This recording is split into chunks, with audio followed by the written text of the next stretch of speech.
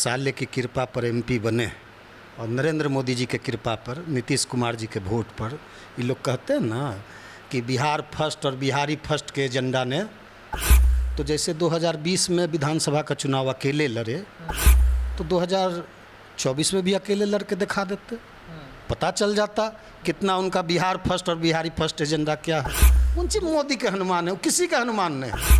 आज तो प्रशांत किशोर ने बयान दिया है कल कि चिराग पासवान मेरे हनुमान हैं। ऐसे हनुमान हैं कि रावण की लंका में आग लगाने की बजाय एनडीए के अयोध्या में ही आग लगाने का काम उन्होंने 2020 में किया। एनडीए को सोचना है, एनडीए को फैसला लेना है, जनता दल यू और भाजपा को फैसला लेना है। हम लोगों ने तो शंखनाद कर दिया, हमारे नेता ने शंखनाद कर दिया। 2025 का चुनाव का जो विधानसभा का है उसका हम लोगों ने शंखनाद कर दिया है। हमारे हाजीपुर के भतीजा चिराग पासवान ने कहा कि यहाँ हमको आदरणीय पशुपति कुमार पारस जी का जरूरत नहीं।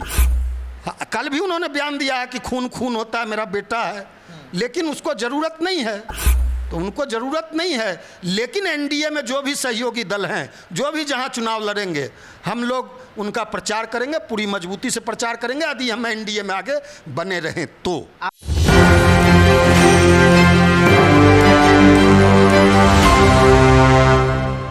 नमस्कार, मैं विकास सिंह और आप देख रहे हैं एक न्यूज़ 24। देखिए, बिहार में इस वक्त चाचा भतीजे की जो लड़ाई है वो एक बार फिर से नज़र आ रही है। एक तरफ चिराग पासवान की पार्टी और चिराग पासवान के जीजाजी अरुण भारती ने कल ऐलान किया कि एनडीए गठबंधन में सिर्फ 5 ही दल है, छठा दल का कोई इंतजाम ही नहीं है। वैसे में पशुपति पारस का कहना है कि हम भी एनडीए का हिस्सा है, लेकिन पार्टी मानने को तैयार ही नहीं है। तो क्या वो उचित सम्मान एक बार फिर से विधानसभा चुनाव में नहीं मिलती है तो पशुपति पारस जी क्या करेंगे? क्योंकि पशुपति पारस जी खुद को अभी भी एनडीए का हिस्सा मान रही है, लेकिन उधर अगर हम बात करें भतीजा की तो भतीजा साफ तौर पे कह दिए हैं कि एनडीए का हिस्सा है ही नहीं। वैसे में अभी उपचुनाव है, उपचुनाव में ऐलान है कि एक सीट पर ये अपनी उम्मीदवार को जो उतारने वाले हैं, उसको लेकर भी पशुपति पारस के ओर से दावा ठोका गया है, लेकिन चिराग पासवान के ओर से उसको लेकर भी बड़ा बयान सामने आया। तो हम तमाम मुद्दों पर बात करेंगे और बात करने के लिए इस वक्त हमारे साथ लोक जनशक्ति पार्टी के राष्ट्रीय प्रवक्ता श्रवण अग्रवाल जी हैं। सर, स्वागत है। जी, आपका भी स्वागत है। एक बार फिर से चाचा भतीजा की जो लड़ाई है वो सड़क पर आती हुई नज़र आ रही है। आप कह रहे हैं कि एनडीए का हिस्सा है, लेकिन चिराग पासवान और उनके जीजाजी अरुण भारती कह रहे हैं कि वो तो है ही नहीं एनडीए का हिस्सा। फिर कैसे चलेगा?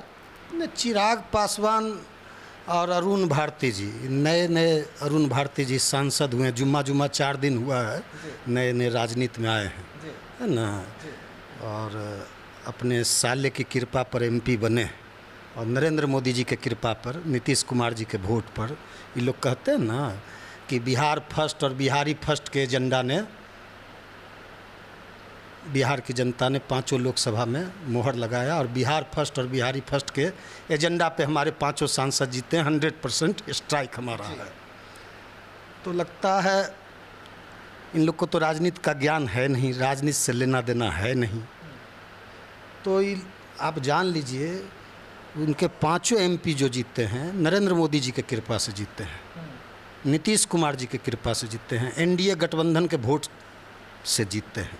तो वो कोई मुगालते में नहीं रहे। यदि इतना ही उनको बिहार फर्स्ट और बिहारी फर्स्ट के एजेंडा पर विश्वास है, घमंड है, अहंकार है, गुरूर है, तो जैसे 2020 में विधानसभा का चुनाव अकेले लड़े तो 2024 में भी अकेले लड़ के दिखा देते, पता चल जाता कितना उनका बिहार फर्स्ट और बिहारी फर्स्ट एजेंडा क्या है। दूसरी बात, उन लोगों की यादाश्त बहुत कमज़ोर है, उनके जो मेमोरी है लगता है बहुत कमज़ोर है। आप देख लीजिए, आदरणीय नरेंद्र मोदी जी की बिहार में सभा हुई, प्रधानमंत्री जी की, गृह मंत्री जी आदरणीय अमित शाह जी की सभा हुई, और भी एनडीए के बड़े दिग्गज नेताओं का सभा हुआ। सारे सभाओं में आदरणीय पशुपति कुमार पारस जी को एनडीए के सहयोगी दल के नाते सभा में आमंत्रित किया गया। बनारस में आदरणीय प्रधानमंत्री जी का नामांकन था, तो जितने भी देश भर के सहयोगी दल थे उनको आमंत्रित किया गया। बिहार से भी जो एनडीए के सहयोगी दल थे उनको आमंत्रित किया गया। हमारे राष्ट्रीय अध्यक्ष राष्ट्रीय लोक जनशक्ति पार्टी के पशुपति कुमार पारस जी को आदरणीय प्रधानमंत्री जी के नामांकन में एनडीए की तरफ से, भाजपा की तरफ से बुलावा आया था। सारे जो एनडीए के सहयोगी दल थे, सारे के सारे सहयोगी दल के राष्ट्रीय अध्यक्ष और नेता गए थे, हमारे नेता भी गए थे।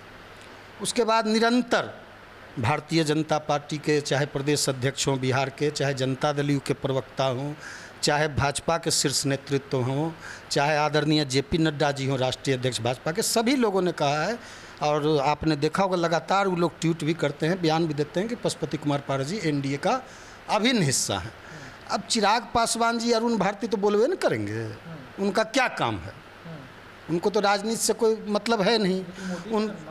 अरे यार, उनकी मोदी के हनुमान है, वो किसी का हनुमान नहीं है।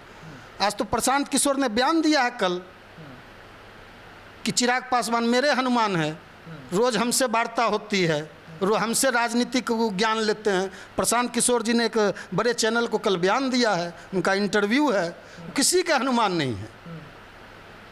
वह तो ऐसे हनुमान हैं कि रावण की लंका में आग लगाने की बजाय एनडीए के अयोध्या में ही आग लगाने का काम उन्होंने 2020 में किया।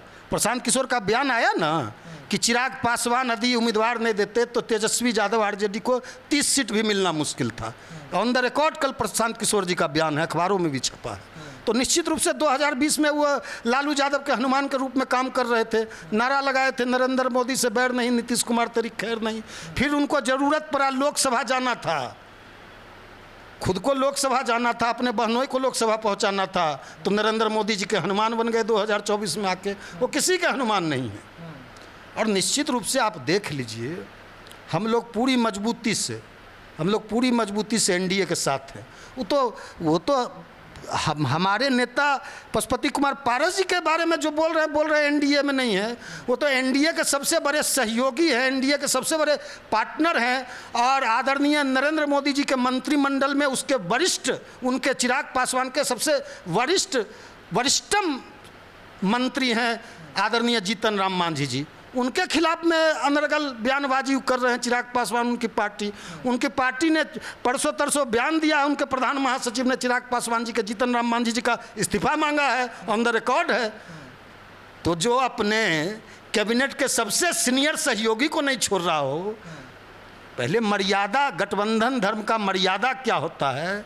इन लोग को तो राजनीति से कोई लेना देना है नहीं, राजनीति का तो कोई ज्ञान है नहीं, पढ़ते लिखते हैं नहीं, है ना, कुछ जानते हैं नहीं, कुछ भी बोल देना है मीडिया में, तो कुछ भी बोल देना है तो स्वतंत्र है, कुछ भी बोलते रहे, अनर्गल बयानबाजी, अनर्गल प्रलाप करते रहे। ऐसे लोगों के प्रलाप से, अनर्गल बयानबाजी का हम कोई गंभीरता से हमारी पार्टी नहीं लेती। और जहाँ तक एनडीए में रहने का सवाल है, ये हमारी पार्टी तय करेगी। एनडीए ने हमको सम्मान नहीं दिया, हमारी पार्टी और हमारी नेता ने एनडीए को सम्मान दिया, एनडीए का बड़ा सम्मान रखा। जिस तरह हमारे पांचों के पांचों सांसदों का टिकट बेटिकट किया गया, जिस तरह हमारे पार्टी की अनदेखी लोकसभा चुनाव में की गई, लेकिन हमने एनडीए का सम्मान रखा, आदरणीय यशस्वी प्रधानमंत्री जी का सम्मान रखा, आदरणीय नीतीश कुमार जी का सम्मान रखा, और उस सम्मान को रखते हुए हम लोगों ने एनडीए में बने रहने का निर्णय लिया।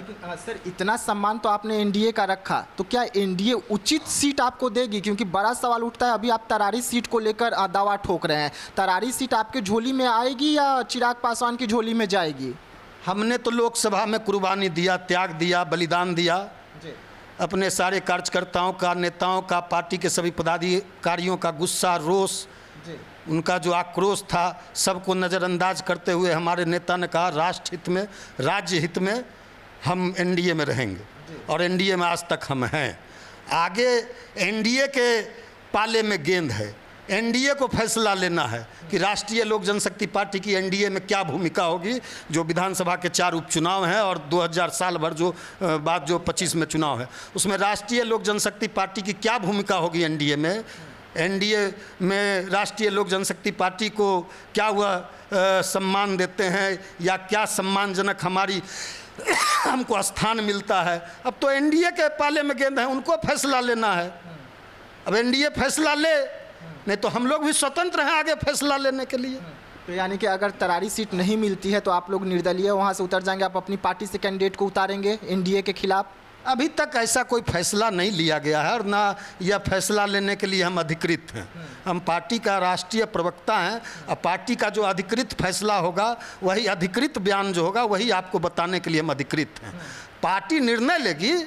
हमने मांगा है तरारी सीट पर हमारे जो जिनका हमने उम्मीदवारी दिया है, जिनके लिए हमने गठबंधन में एनडीए में वो सीट मांगा है तरारी, सबसे मजबूत पहलवान कोई है एनडीए में, तरारी सीट को जीत सकता है, सबसे मजबूत पहलवान है तो राष्ट्रीय लोक जनशक्ति पार्टी के पास है।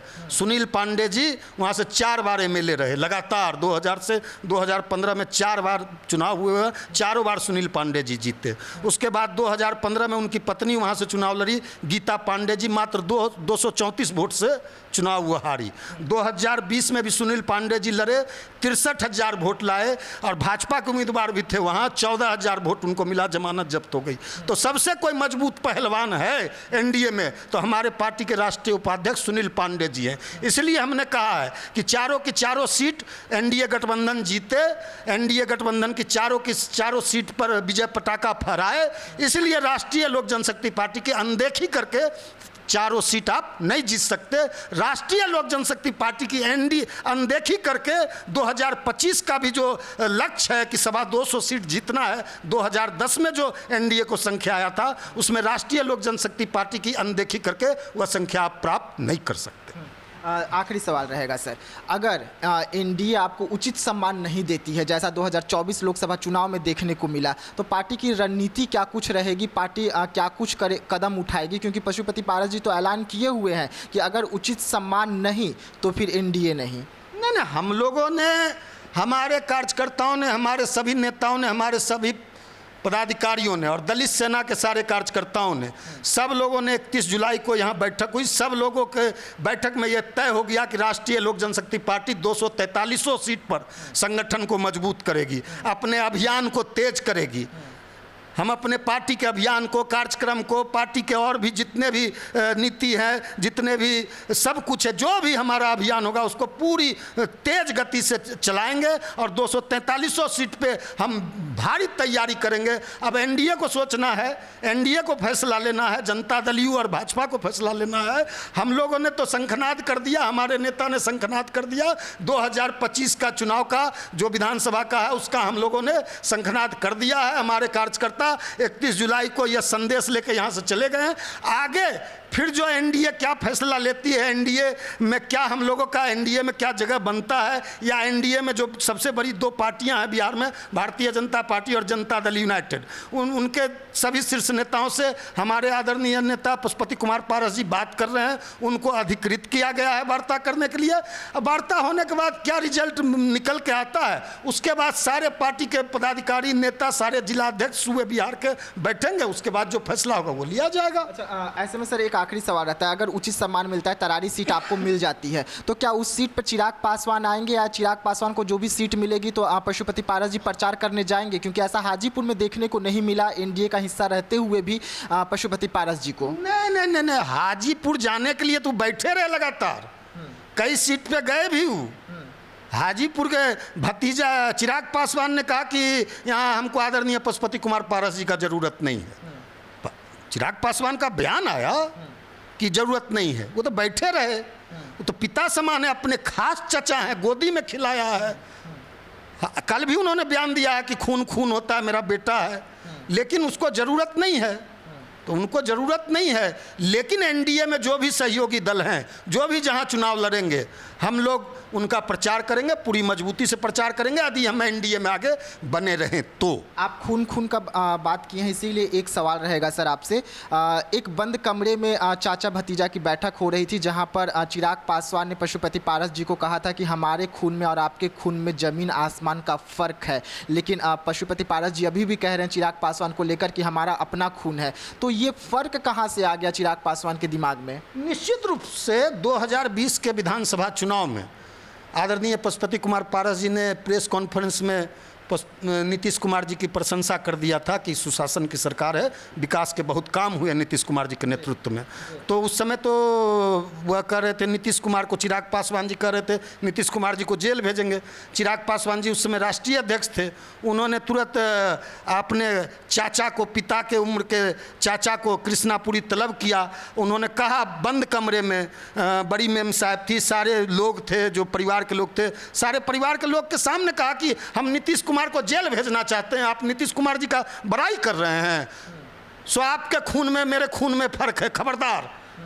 तो पारस बाबू ने कहा कि खबरदार ये बात मत बोलो। फिर पारस बाबू वहाँ से चले आए। यह भाषा तो चिराग पासवान ने सार्वजनिक रूप से पूरे परिवार के बीच में कहा था पारस बाबू को कि आपके खून में मेरे खून में फर्क है। लेकिन पारस बाबू के संस्कार और संस्कृति में रामविलास पासवान, रामचंद्र पासवान, पशुपति कुमार पारस, इन तीनों के भाई प्रेम का, इनके परिवार प्रेम का पूरा देश मिसाल देता था। अब चिराग पासवान जी ना जाने किसके चक्कर में किसके अब इस तरह का भाषा का यो प्रयोग किए थे। आज भी चाचा उनको बेटा मानते हैं और खून का रिलेशन है, अपना खास भतीजा है, इसको तो कोई झुटला नहीं सकता। देखिए, तमाम मुद्दों पर हम बात कर रहे थे। जिस तरीके से इस वक्त तरारी सीट को लेकर खास करके दोनों पार्टियों में यानी कि एनडीए में खलबली मची हुई है। एक तरफ पशुपति पारस जी दावा ठोक रहे हैं तो चिराग पासवान और चिराग पासवान के जीजा जी और उनकी पार्टी का कहना है कि पशुपति पारस जी एनडीए का हिस्सा ही नहीं है। अब एनडीए को तय करना है कि पशुपति पारस जी को कितना उचित सम्मान देती है। लेकिन पशुपति पारस जी चुनाव का तैयारी शुरू कर चुके हैं और बिहार विधानसभा के तमाम सीटों पर तैयारी हो रही है। ऐसे में कहीं पशुपति पारस जी को एक बार फिर से अगर उचित सम्मान नहीं मिलता है तो ये घाटे का सौदा कहीं एनडीए के लिए ना हो जाए। तो ऐसे तमाम खबरों के लिए आप बने रहिएगा एक न्यूज़ 24 के साथ। दीजिएगा इजाजत, धन्यवाद।